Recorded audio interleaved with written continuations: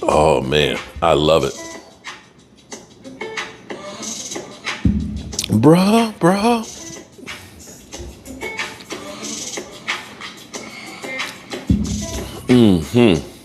That's the chant right there. That's it, man. That is the stuff.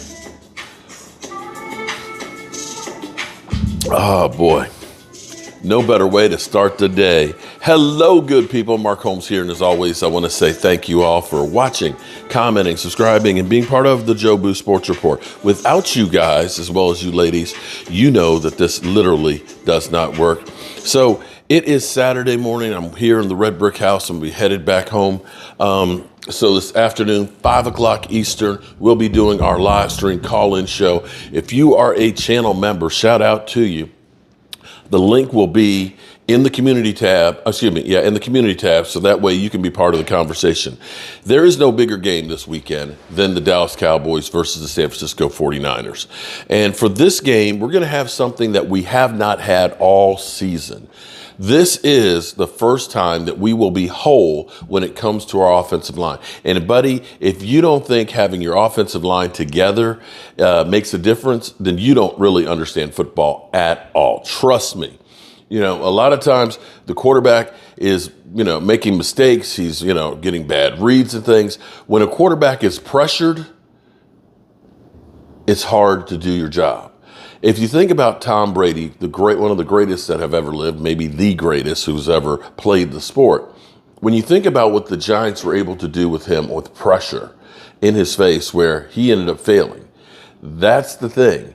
When you think about Aaron Rodgers, who, when he's killed us in the past and he's had 5, 6, 7 seconds to survey the field and can step up in the pocket, when you have that kind of time, an average quarterback is going to go ahead and be able to make plays. And when you have great weapons to deal with, to throw to, you can't cover everybody. It makes everybody thin. You can't just look at it as it's just the quarterback. Quite frankly, you just can't. It's a whole team that makes the difference in winning and losing in football. And for us, we've been handicapped against that Cardinal game. You had Tyron Smith, a future Hall of Famer, Zach Martin, future Hall of Famer, and Biotish, a Pro Bowl center, not playing and having 2 rookies in there. And you can see Dak Prescott was under duress the whole time. Now, for the Cowboys, this is the first time we've had the big fella, Tyron Smith, practicing and playing, along with Tyler Smith, who missed the first 2 games. Tyler Smith played great the first 2 games. Tyler Smith comes back, Tyler Smith goes out. For a second, I was thinking, it's like, wait a minute, are they the same guy? Are they the same guy? Because we're not seeing them on the field at the same time. But we're going to have those 2 guys on the left side. If Tyler Smith is healthy, and you got Tyler Smith over there beside him, and Biotish, who has become a really good center, you can make some hay running the football behind those guys. And Zach Martin and Terrence Steele, they're no slouch on the other side either. So looking at this, all of a sudden the offensive line is going to be better than it's been all season. And that is going to be a major upgrade. On the defensive side, we've heard so much about Brock Purdy and how he's an MVP candidate. And I'm not going to say that he's not playing well, because he is. But when you have a great offensive line, when you have, so many different weapons, and you're playing some of the worst defenses in the NFL, the best defense they've faced so far has been the Rams at 15. Everybody else is in the high 20s. So that makes a difference as well.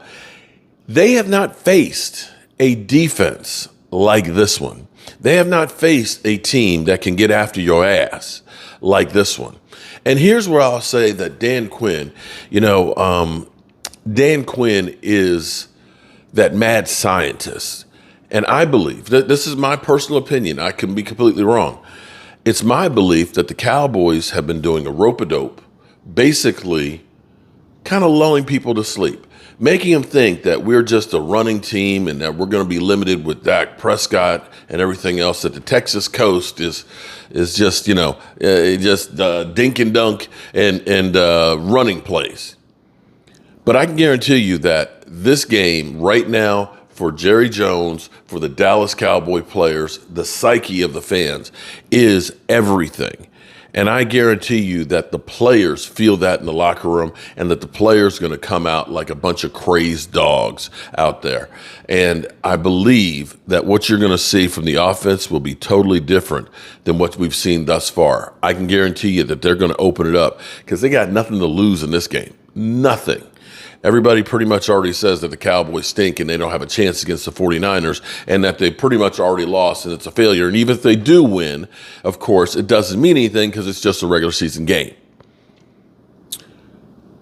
I'm going to go back to Dak Prescott's shirt. Forgive me for saying this, but fuck around and find out. And I'm hoping that come Monday, I'm going to be passing out time to eat crow shirts. Yeah, passing those things out. In buckets full, laundry baskets full of them. But be that as it may, I believe Dan Quinn will have devised some ways to try and slow down Brock Purdy in that offense. But we'll have to wait and see how it goes. So with that being said, I wanted to go to Rich Eisen. Rich Eisen, who seems to be more balanced than anybody else in things, more calm. He's not the whole fight. He's not the Joy Taylor who's the Dak Prescott hater that no matter what Dak does, he could end up saving 100 kids or something like that, and she'd be like, well, he didn't save 110. That's the way. That's literally how much hate that my man gets. Rich Eisen is actually fair and balanced. I mean, he doesn't like the Cowboys, but he's not going to go ahead and just trash them. He'll give credit where credit's due, and that's all we're asking for. So let's check out Rich Eisen, his top 5 matchups of the week. We already have seen what we thought was the Commanders getting on the winning side again, but ended up being could be the moment that you look and say Ron Rivera is going to lose his job and won't be back next year, because that game against the Bears, woo. Yeah, that was not pretty. Let's go to the tape. Alrighty, top 5 matchups of the weekend. We know which one's the number. We already know what's the number. Well, every week, the Cowboys are always one of the top 5. Let's go.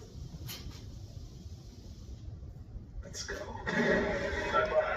2, 3, 4, 5. Rich's top 5. All right, well, we start off. Give me the music. I want to hear it all the way over across the pond. I need to hear the music. Thank you so much. Thank you. You have a London game tomorrow? This one, however, to start off, is for me. It's not just for me. It's for those in the locker room who want to do something for their offensive coordinator, who seemed to somehow, for the first time in his career, unlock the concept of coordinating an offense for a quarterback named Wilson. This is Nathaniel Hackett, going back to where he went one and done, or not really one and done, about 2/3 and done. This is the revenge game. Okay. Nathaniel Hackett going to Denver. The grudge match. I say we just put the two of them in a cage. And the way he handled it, he's already been asked and answered. He's not even talking about it this week. I'm wondering if Aaron Rodgers is going to show up in a Gilligan hat and sit in Woody Johnson's suite in Denver to watch this one. No snap limits on Breece Hall. This is where he also blew out his knee last year, and Elijah Barrett Tucker blew out his pec as well. This is where the Jets season kind of took an awful turn last year. Let's see if they can take a turn and keep the Zach Wilson trajectory upward. Okay. I don't recall the last time there were 2 games in a row for Zach Wilson on an upward trajectory. And of course, there's the Broncos, who avoided the dreaded 0-4 start themselves in a comeback win in Chicago. Can they come out and beat the Jets and send Zach Wilson on a spiral and Nathaniel Hackett back into the griddle in New York? This one is a late window, or a third window on the 4 windows of football on Sunday. That's number 5 on my list. Number 4. 4 games. Wow. It's a paint swap affair. Every single time. The Pittsburgh Steelers take on the Baltimore Ravens. And this one should be no different. Kenny Pickett. Everybody thought he was going to miss some time. But no, he turned Mitchell Trubisky into Brock Osweiler watching Peyton Manning run out of the field. He's playing. And Lamar Jackson and the Ravens thought they were going to have a game in division on the road for the 2nd straight week and see a backup quarterback. That's not happening. What's going to happen when Kenny Pickett in front of all the terrible towels waving at Acrisure Stadium? Baltimore sends Lamar Jackson into this stadium. What will happen when the Ravens and Steelers take on each other? And if the Steelers win this one, they're back above 500. If not, obviously they're under 500, and the Ravens will be 4-1, striding atop this division like a colossus. By that I mean they will have won 3 of their 4 games, all in division, all on the road. They already have wins at Cincinnati. That's like a at lock Cleveland in their that back division. pocket. Can they punch their ticket with an at Steelers win as well before coming over here? I'm calling their Week 6 game here in London at Tottenham. Ravens versus Titans. That's number 4 on the list. Number 3, there is an I in Rich and Isaac. Number 3 on the list is the game I'm calling. It's the game I'm calling. Okay. I'm not hyping this up just because David Spade, he considers London games. Let me tune in for the This is last a big 15 game. seconds of Jaguars football. That's what he said the other day. This one, however, is extremely compelling. It is Jacksonville versus Buffalo, as Trevor Lawrence returns to the site of his first career win. Yes, it was in 2021 with Urban Meyer, the week after Urban didn't go home with the team from Cincinnati, out here in London, This looks kind of winning a game in Tottenham doesn't it look kind of Hotspur funny? Stadium where this takes place. The way It is Josh it's Allen's like- first career It's trip like it's shifted to forward. London in his life. He said the only time he's ever been in Europe before was at the 2019 Monaco Grand Prix. So you, TJ, Fancy. and Okay. Josh Allen have something in common, hanging in Monaco together with some fancy people. And the Bills come into this game one of the most red-hot teams in the history of football. What do I mean by that? After beating Miami. I've been doing some research on them. This team, I'm telling you. Let me hold on. I've got my board here just to show off that I took notes. And I got Oh, we have a Stacey Dale's whiteboard? What do we have? Oh, no, that's my Okay. board right Oh, here. sports. Oh, I got so it. I'm gonna read the stat. Okay. I'm gonna read the stat. I've written it down, ready to throw it out during the game. Here we go.